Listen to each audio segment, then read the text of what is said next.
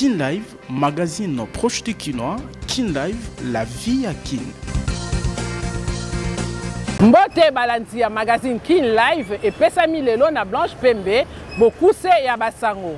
Beaucoup tani mardi oyo kati na Joseph Kabila pe Thabo Mbeki bakonzi ya bikolo RDC pe Afrique du Sud ya kala. Balobeli situation sécuritaire na est ya RDC. Ba discussion directe oyo ebongisa maki e banda mardi oyo na Luanda et Salemite batomboki ya M23 AFC babongoli makanisi kotalisa ete bako-participe te. Mbula matari ya RDC esepeli na bitumbu Union Européenne epesi na bakonzi ya mapinga ya Rwanda pe bakonzi ya M23. Sima ya kokontrole Kinshasa, RDC afri pe mokili mobimba toyaka liboso na bino pona kopesa bino basango. Kin Live, magazine proche du Kinois. Kin Live, la vie à Kin. Lisusu bandeko balanzi ya magazine Kin Live, édition ya lelo ekofungwama na basango oyo. Mokonzi ya mboka ya RDC ya kala Joseph Kabila sololi mardi oyo na Thabo Mbeki mokonzi ya kala ya Afrique du Sud. Situation sécuritaire na est ya RDC pe ba discussion directe na ba M23 na Luanda yangonde ezalaki au centre ya ba discussion ya ba deux personnalités oyo. Nabokuta nikati na ba personnalité africaine mibale oyo crise sécuritaire na est ya RDC et lobamaki pe dialogue o isengeli esalema pona bozongi ya kimia. Bokuta nikati na Joseph Kabila Kabange mokonzi ya RDC ya kala pe Thabo Mbeki mokonzi ya Afrique du Sud ya kala et salemi na eleko oyo ba tension politique ezali makasi na Congo démocratique. Liboso ya ba Panzi Sango, sénateur avi abwakisi ba accusation ya président Tshisekedi kofunda kaye ya kozala sima ya batomboki ya M23 AFC. Koyanolaka na motuna, Joseph Kabila Kabange atalisi ete soki azalaki impliqué na situation oyo elingaki ezala lolenge mosusu. Ba accusation wana ezali infondé pe asengi na bapanzi sango soki bakutani na mokonzi ya mboka Félix Tshisekedi basenga ye ba preuve. Libanda ya polémique, mokonzi ya mboka ya kala abetisi ete na motuya ya kosangisa ba Congolais pona kuluka biyano na kokoso etungisi mboka. Le Raïs atalisi ete asololaki na ba figure ya opposition pe bajalisi ya église catholique pona ko analyser situation pe ko réfléchir rôle ya acteur moko na moko. Motuya ya liyangani ezalaki kosangisa opposition société civile pe bakonzi ya église pona ko yeba responsabilité commune pe koluka solution lokola ba Congolais. Joseph Kabila afundi pe mokitani na ye ya kozala au centre ya crise. Pona ye, Félix Tshisekedi nde azali problème ya Congo pe akobi ete résolution ya crise et ko dépendre na grande partie na attitude ya mokonzi ya mboka Félix Tshisekedi. Tolobi Tiboko Yoka. Ba discussion directe oyo ebongisa maki e banda mardi oyo na Luanda et Salemite batomboki ya M23 AFC babongoli makanisi kotalisa ete bako-participe te. Mbula matari ya ekolo RDC esepeli na bitumbu Union Européenne epesi na bakonzi ya mapinga ya Rwanda pe bakonzi ya M23. Pona mbula matari ezali etape ya yambo na etumba ya muyibi ya nkita ya RDC na Rwanda. Na communiqué publié mardi 18 mars, Mbula matadi ya RDC etalisi ete yambi malamu bitumbu ya sika Union Européenne epesi na bakonzi ya mapinga ya Rwanda ba entité économique pe bakonzi na ba membre ya lisanga ya batomboki ya M23. Mikano oyo epekisi bango kobembuka na Union Européenne pe ekangi biloko ya ba personnalité o batangami na espace Schengen. Mbula matadi ya RDC etalisi ete sima ya bitumbu ya Union Européenne pe États-Unis, Grande-Bretagne, Allemagne pe Canada contre Rwanda, communauté internationale ebin na ko renforcer responsabilité directe ya gouvernement rwandais na crise sécuritaire na est ya Congo démocratique. Kinshasa esepeli na bitumbu ya Union Européenne na office rwandais ya mine, pétrole pe gaz pour na raffinage pe na raffinerie ya or ya Sagabo. Bitumbu oyo ezali eteni ya yambo ya etumba contre moyibi ya nkitasi ya mabele ya Congo démocratique na Rwanda ekomi mbula matadi ya RDC. Boyeba ete lundi 17 mars Union européenne epesaki bitumbu na bakonzi ya mapinga ya Rwanda lokola Ruki Kurusisi, commandant ya ba force spéciale rwandaise oyo bazali déployé na est ya RDC. Eugène Nkubito pe Pascal Muhizi bango pe lokola bazali sanctionné na Union européenne. Francis DG ya office rwandais ya mine pétrole pe gaz yepe azubi tumbu pona rôle na ye na trafic illicite ya ba minerais congolais na lolenge oyo raffinerie ya Sagabo Gold pe ezali sanctionné pona raffinage ya or kouta na ba zone ya Esekolo Congo démocratique o ezali contrôlé na ba M23 na ngambo ya lisanga ya batumboki oyo Bertrand Bisimwa, président ya M23, pe basusu bazubi tumbu ya Union européenne. Tolobi, Tiboko Yoka. Balai diplomatique d'Assemblée nationale, professeur Vital Kamerhe ayambaki lundi motindami ya président Trump ya États-Unis pe ambassadrice ya Espagne na RDC. Ba diplomate nyonso mibale ba témoigner soutien ya bikolo na bango na RDC oyo ezali victime ya agression rwandaise. Ronnie Jackson, envoyé spécial et président Donald Trump, et membre du Congrès américain, ou Azalaki Elongo, na ambassadrice des États-Unis na RDC Lucie Tamley, ayambamaki lundi, na président de l'Assemblée nationale Vital Kamerhe.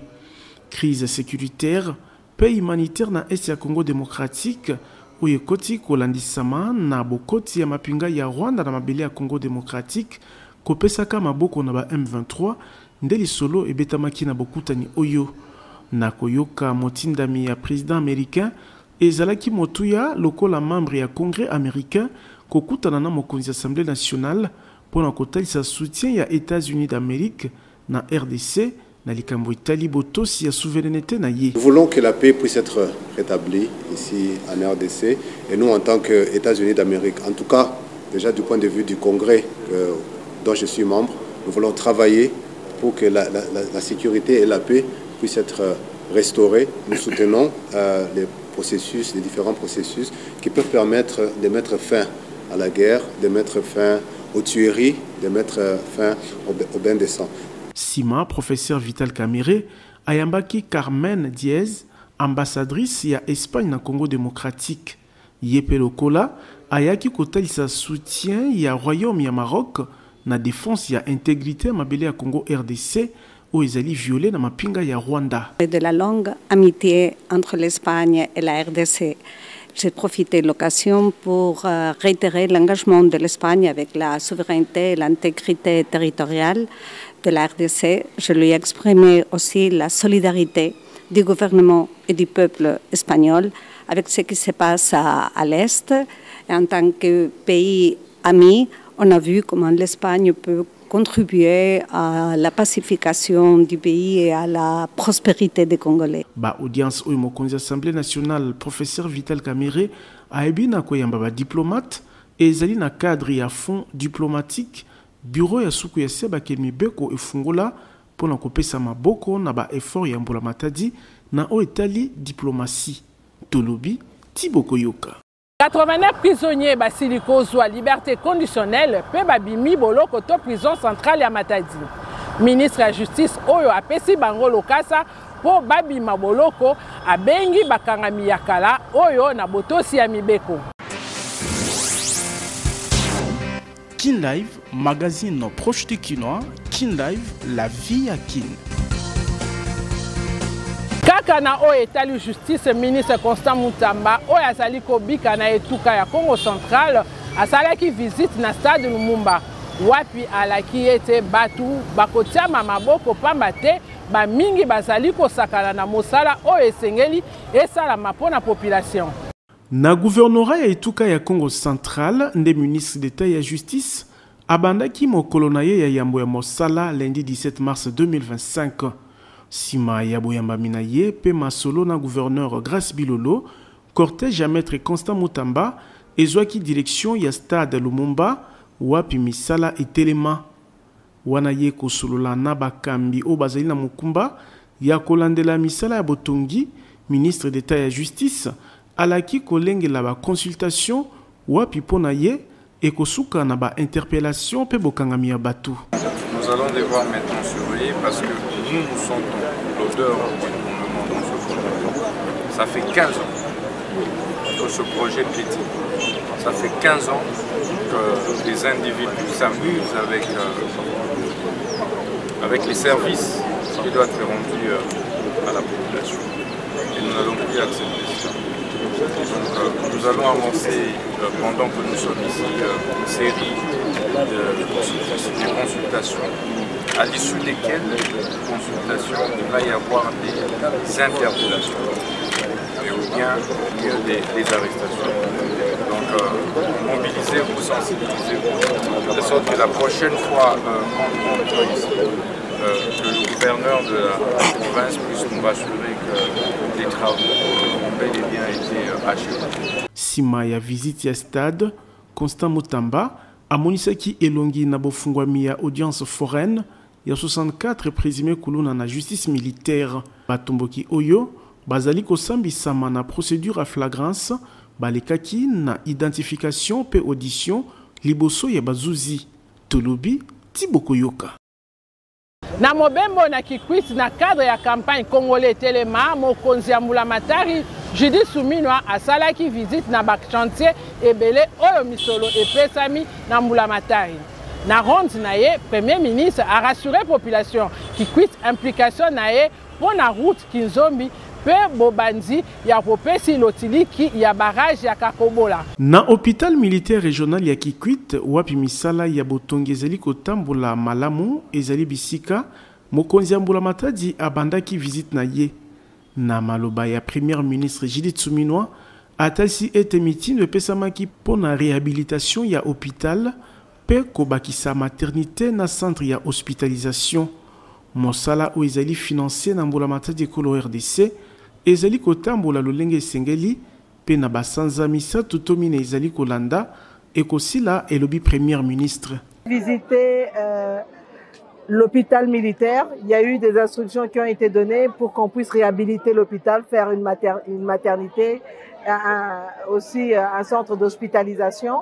Et donc là, les travaux sont en train d'avancer. Normalement, d'ici, je pense, 3-4 mois, la maternité déjà au moins devrait être terminée. Nous avons regardé aussi l'état-major. Là, les travaux ont commencé. Mokonzi Mbulamatadi asalaki pe visite na route Kanzombi o ezali motuya pona économie ezwami na commune ya Lukemi na ville ya Kikwit pe eza na eta ya malamu te. Nzoka na kala ezalaki kosunga pona kolekisa ba produits agricoles kouta kipuka kibangu pe bipai mosusu kasi lelo nzela ekatana kolandisama na érosion monene na ngambu ya quartier Kanzombi.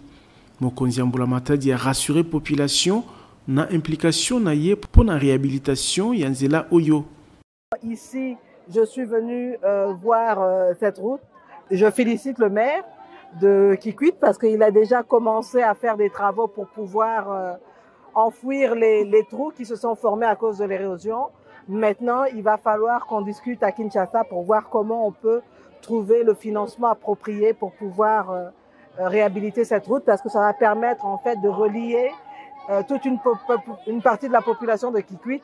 Tout ce coin, c'est plus ou moins 30% de la population qui est aujourd'hui un peu coupée du reste de la ville. Nalikambo etali lotili kito électrification ya ville ya Kikwit, Premier ministre Judith Suminwa a confirmé été courant ya barrage ya Kakobola et kozala lancé na mubu oyo.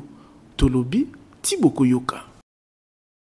Meeting munene ebongisami le 29 mars 2025 na Kanluka pour na célébrer mois na mois ya mars pe ko sensibiliser ba mama na oyo etali agression RDC ezali ko subir. Président ya UPCN Jean-Claude Ndumbi abengi ba mama nyonso.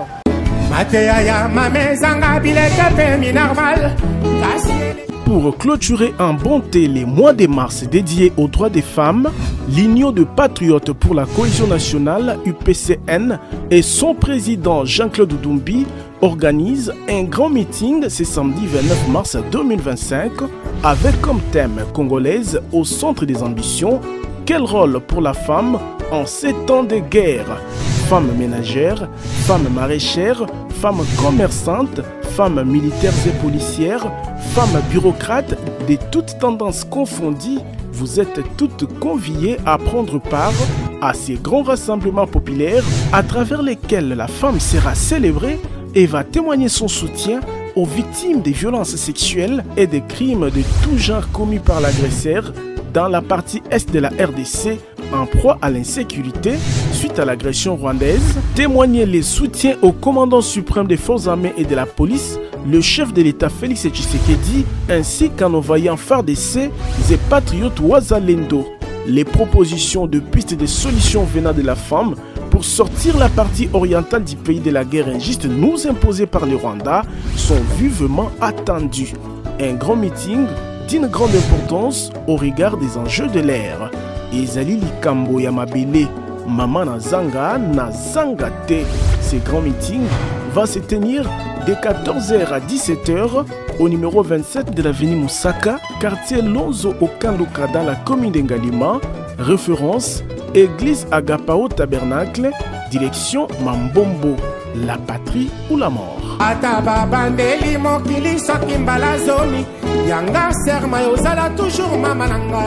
Nancy Kenge, traduit praticien P exorciste, abengi baebanso bazali na maladie et bikakate ata ezali mauvais sort pour abikisa bango.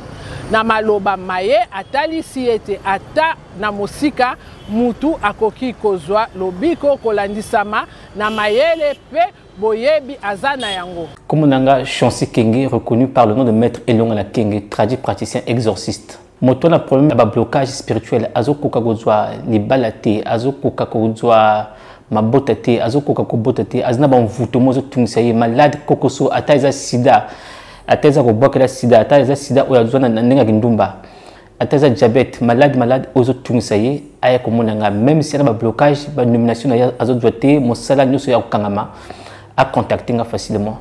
Nandenga bokoko il y a des dons et des scènes égrégores familiales nandenga bokoko ils permettent nga par rapport à entité oyo nazanango o ba pesa nga do ya guérison na soigner bateau à travers la plante bateau le but convert ngai.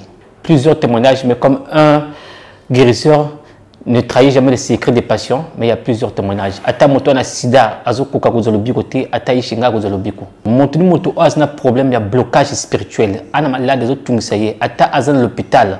Aya on vient à travers photo à distance na soigner na un résultat pour naïe. Moto aux États-Unis bien en France. À travers photo naïe sur la tinga photo naïe na côté on contacte ne bilima na ngai auto benga ba esprit na le poto les entités ni bango ba pesa nga siko pouvoir na nguya ba yebisa nga moto al malade so célébrer arobika. Dernier message c'est ça que ba oyo ba na problème o ba na difficulté financièrement ba blocage bazo koka kozwa le bicoté bazo balate manzena bango kangama nana savant oyo moto soka sokonango ata aza ana posa aleka ministre azoka ba poste te makamoto bakanga ba bloquer ba mauvaise entité ba bloquer soka sokona savant oyo ata aza mo sa nduma zo mbalete fois zo mbale toujours à contacter nga facilement dans le numéro de notre téléphone et WhatsApp 24h/24h plus 243 827 204 322 plus 243 827 204 322. Kino lelo likambo ya balabala Kabinda ezwinanu eyanote na bakonzi ya leta. Nzoka lolenge ekomi ndakisa bokuta na yango na wileri ezali kopesa pasi mingi na bakumbi pe na population ya nzinga. Esengeli ekokisa bambula boni yambo misala ya réhabilitation ya balabala Kabinda isalema pe population atambola na kimia. Mutuna ya bakinoa kotala lolenge balabala monene o ezali kobeba kolala kolamuka tozali na bokutani ya Kabinda na wileri pene ya usine Pain Victoire na commune ya Lingwala awa banzela nyonso mibale e koma mabulu likambo o ezali kosunga bakumbi te ya kotambola lolenge longo bani na ngambu ya Pain Victoire kutu Kabinda ebongona ebale kokamwa po mutuka elekana o esika esengeli ezala 4x4 pe koyeba nzela nokite odinda na mai bakinoa bamituni vision nini gouverneur ya Kinshasa azali na yango pona commune ya Lingwala Barumbu pe Kinshasa. Ezali nzela moko principal avenue Kabinda eza ko relier 3 communes Avenue Kabinda ezali avenue oyo bafandisi radio télévision nationale congolaise. Mais quand même c'est trop sale. Ba maintenant nous raisonner ba réhabiliter au plus tôt que possible. Avenue Kabambar ndenga moko, avenue Itaka ndenga moko. Ba maintenant nous couper priorité na ba grandes avenues oyo ezali na commune ya Kinshasa, eza ko relier Lingwala, eza ko relier pe Barumbu. Vision ni nazana ngopona Lingwala, vision ni nazana ngopona commune ya Kinshasa, pona commune ya Barumbu, vision ni bazana ngo. Bakumbi moto na bateki ya nzinga bakamwe komona ete mbula misatu na ndambo eleki uta esika oyebeba kasi réaction ya bakonzi ezali te.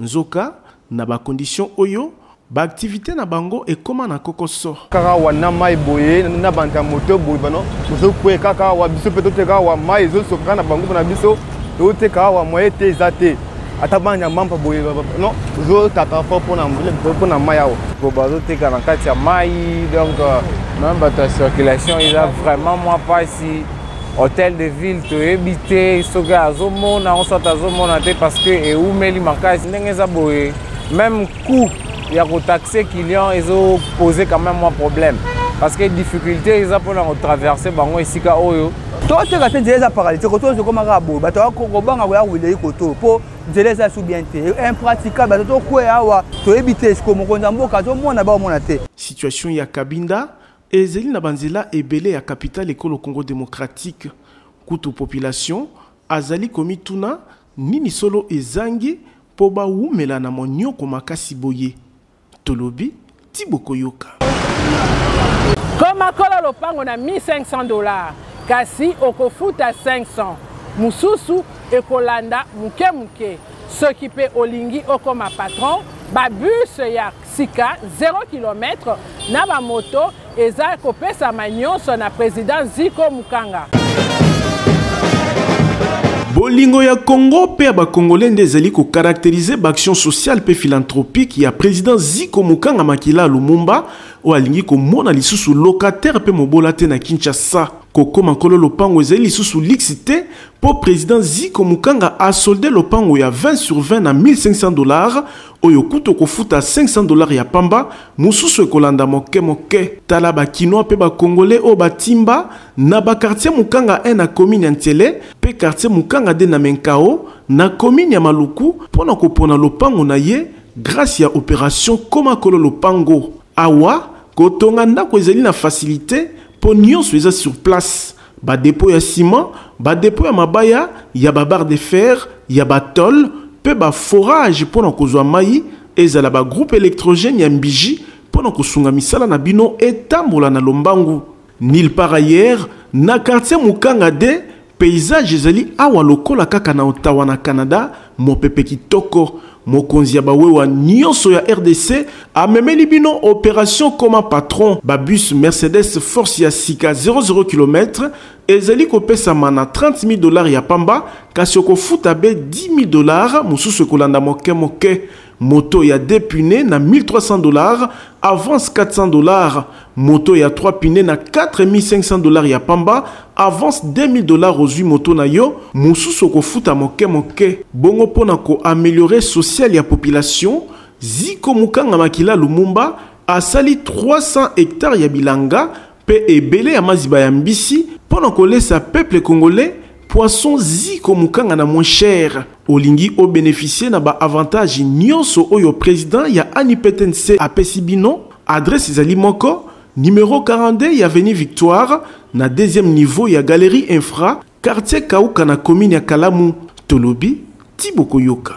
Ko voyager na mikili ya poto ekomi facile na bokasi ya agence de voyage Tour du Monde service oyo ezali ko faciliter visa ya États-Unis, Canada, Europe pe bisika nyonso olingi. Ezo umela Canada. Azo pesa visa Canada. Soki kuna esimbaka te popola makolo yaka kotoyo po temes ezali na code ya déverrouillage po ozwa visa.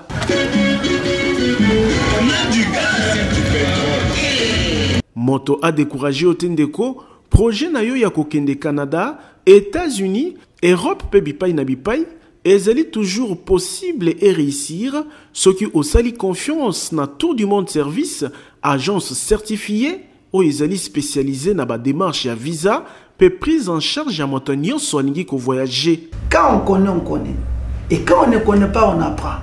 Tango kuna bazali ko beta banzadi na temes toro toujours poso elekakate kozanga ko accompagner ba lauréat visa Canada, États-Unis, Europe, n'espace Schengen, Chypre, Turquie, pe bipai na aéroport. Yoyaka pesa biso ka confiance. Ndenge bokoki komona na misu ba lauréat misatu bazu visa Canada, kati na bango coordonnateur ya Tour du Monde Service oyo akei ko renouveler ba contrat na ba partenaire pour na accueil ya ba client TMS. Sima ya kozwa ba passeport na visa Canada, direction aéroport international ya Njili. TMS likolo, TMS. Tala bandeko na Canada, mboka malili na esengo. Cordo Yohana kata Canada. Ndeko mwana ya Kinshasa pe ya Congo démocratique, kobuka na te yaka na TMS po awa irataka te. Tozali na numéro 5151 ya balabala Kasavubu, quartier Matonge 1 na commune ya Kalamu. Na TMS visa nde visa. Tolobi Tiboko Yoka.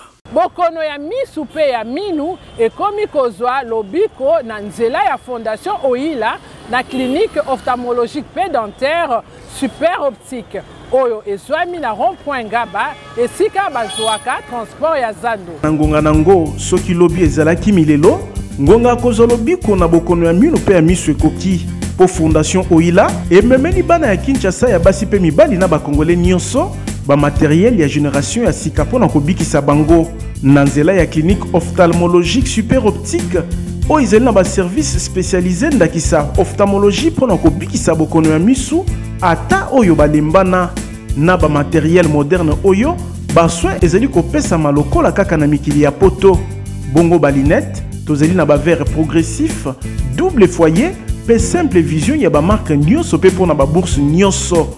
Traitement ya ba verre photo gré anti-reflet, photo max pour na bakumbi mituka, bakumbi wewa, ezala ba ibasa la kaba smartphone, pe ordinateur, ezo salama na super optique.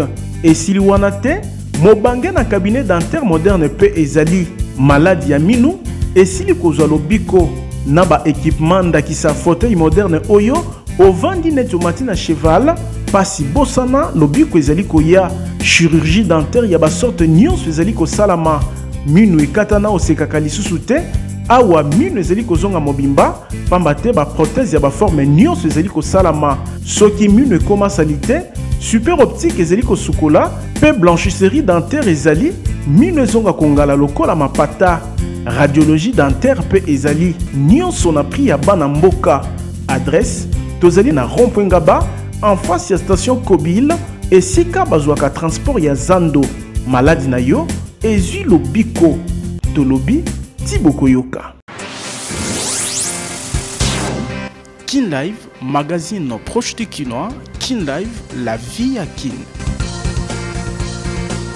Ezali mardi oyo nde baloba babandi entraînement na cadre ya malenga lami ya match ya 5e et 6e journée ya ba éliminatoire ya Coupe du Monde 2026. Dernier groupe ya ba joueurs et Komi Kinshasa na tongo ya mardi 18 mars.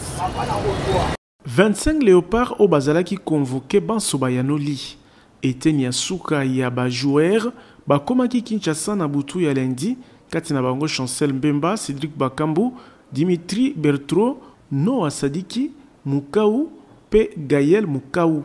Na molongo ya ba joueur ya sika Jérémy Ngankia abakisami pona mbala ya yambo na léopard na bokambami ya Sébastien Desabre sélectionnaire national ba léopard basali entraînement ya yambo mardi 18 mars na salle ya sport liboso ya staff médical na butu ya mardi oyo Sébastien Desabre akozala na équipe na ye mobimba pona kolengela malamu match ya vendredi 21 mars contre Soudan du Sud, ba équipe nyonso mibale ba kondongwana pona mbala ya yambo na cadre ya 5e journée ya ba éliminatoire ya Coupe du Monde 2026 ekobetama na Amérique.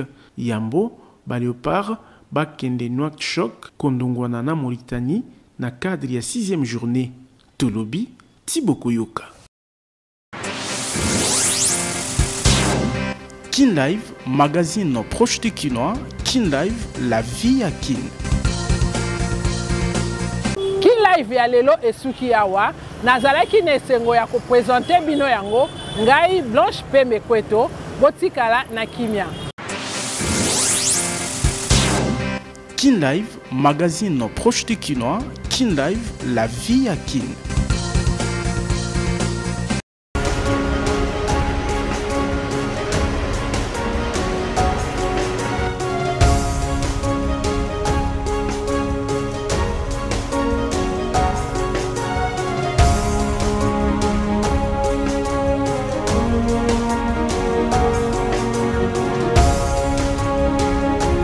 Tu as besoin que ce soit...